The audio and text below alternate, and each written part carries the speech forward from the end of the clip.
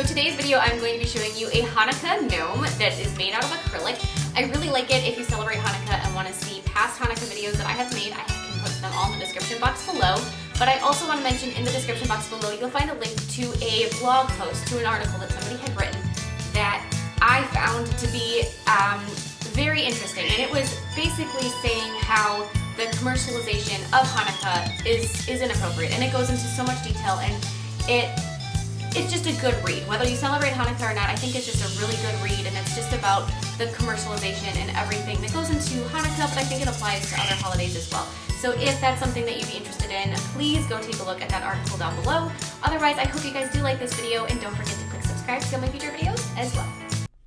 So we are going to begin with an overlay of a shimmery white acrylic. You could choose any plain color for the background. It could be a milky white, a shimmery white, clear, a nude color, whatever you just feel like is a basic color for the background that goes with the rest of your nails in the set.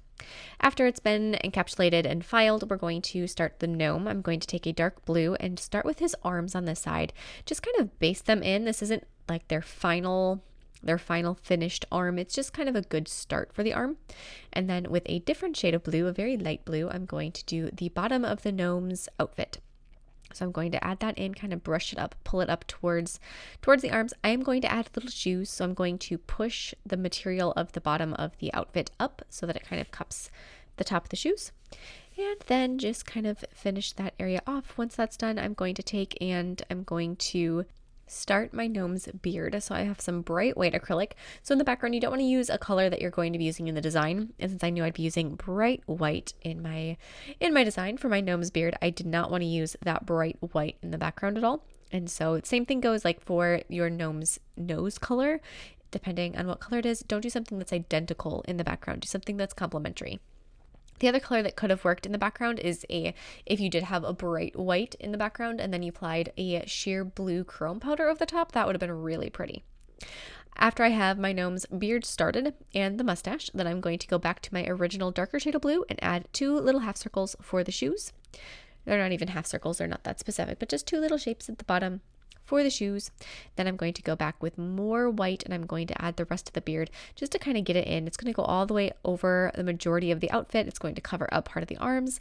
Use the tip of your brush to feather out the edges of it a little bit. You can add second and third layers to it and do as much of it on there as you would like.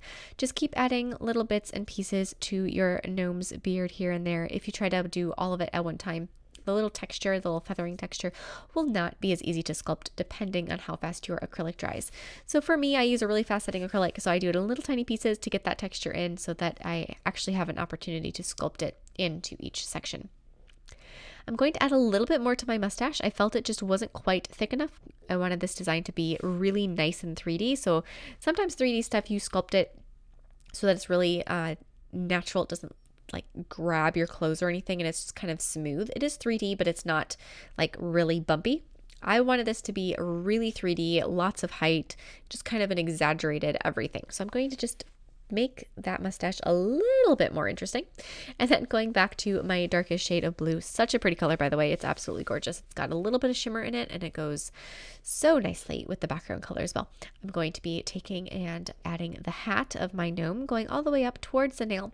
If you have a longer nail that you are working on compared than what I do, there is a lot more options for the hats that you can go with your gnomes. I know that some of them, like, they'll stick straight up, but they'll be really tall, and I think a gnome with a ridiculously long or tall hat is about the cutest thing. So if you have that space on your nail, that would certainly be an option to do. I'm going to continue the hat. It does kind of go around the mustache a little bit, almost connecting to the arms, so I'm going to bring that down a little farther. And then I'm going to be adding the rim of the hat. When I'm doing this, I'm going to do a similar thing like I did at the bottom of the clothes, where I'm going to leave a little gap, a little space, where the material is going to sit on top of the nose. And then I'm going to fill in the space underneath that little lip with white acrylic just to start it out as a base. Going back to the dark blue, I'm going to continue those arms in front of the beard. So the gnome has the arms you have in the background where the shoulders are. The beard goes in front of the shoulders, and then at the elbow, the arms turn in front of the beard. So you have to do it has to be like arms, beard, arms, so that you have the right layering. So bring those arms just barely in front of the beard. To make the beard a little bit more something, I'm going to be adding some silver glitter on top of it just to jazz it up a little. And then with a nude color, I'm going to be adding the nose. Feel free to have a lot of fun with varieties of nose color here. There, you could do like a light pink or any flesh tone, or you could just go crazy and do it lime green or something. I wouldn't do that, but you know, it's an option. After you have the nose done, I'm going to add just a little bit more acrylic to the rim. I felt like the rim of the hat needed to have that, like it's sitting on top of his nose look, so it needed to have just a little bit more cupping the top of the nose. Now on a nail form backing, I'm going to be sculpting the menorah.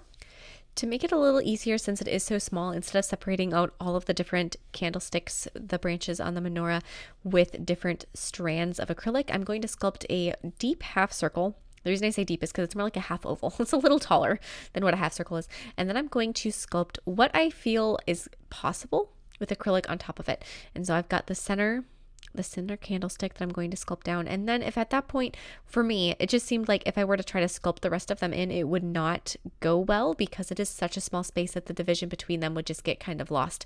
And it would end up looking like one solid piece anyway. So I'm going to just paint those little details in later. I'm going to leave it like it is right now for the time being. I'm going to continue that center candlestick down for the stem of the menorah and then add the base.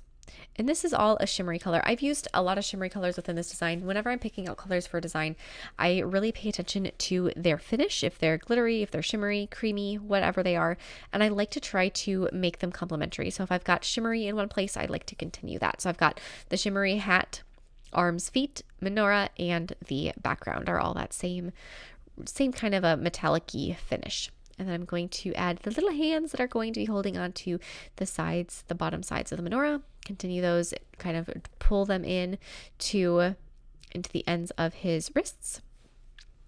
And then after that, if you feel like you need to connect with a little bit more of the dark blue just to finish off that transition between hand and wrist, absolutely go ahead and fill in whatever is left and missing. When you are sculpting these last little bits of the dark blue on top of the lighter colors, depending on your acrylic, just be careful not to get any of it where it doesn't belong on, say, the white beard or the lighter blue part of the clothes, because it could potentially stain. Now with gold paint, I'm going to be painting the Star of David on the front of the gnome's hat.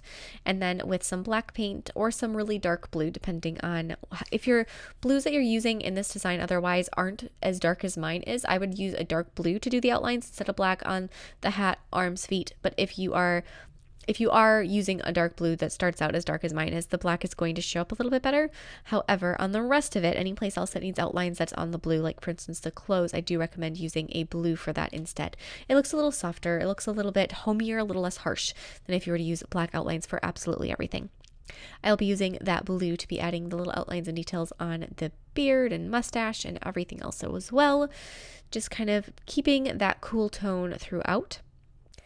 And then I'm going to use black paint again to add the other details to the menorah. This is actually by far the trickiest part of the design, is separating out all of those different candlesticks. So as you're doing this, if you are like, these are not turning out quite as I had planned, have a gold paint that you can go back over it and touch up these lines. Like I said, this is by far the trickiest part of it because you're doing all of these little tiny lines and trying to get them to be straight. Obviously, if yours goes as mine did and you're like, that could use some help, go back to your gold paint and add the details.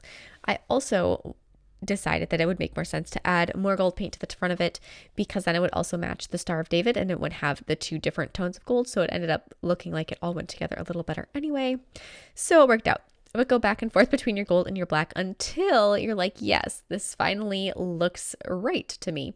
And do as many times back and forth as it takes in order to get it where you are happy with the final combination. And as you're going back and forth with these and you're doing the different touch-ups on them, know that you may have to let your paint dry a little bit between attempts. And then apply a layer of gel sealer over the background, making sure that shininess gets nice and shiny, matte top coat over the gnome, and that's it. I really do like this guy. I think he's so cute. Like I said before, if you do celebrate Hanukkah, I have other videos from the past I can put in the description box below, and I will see you all next time. Bye!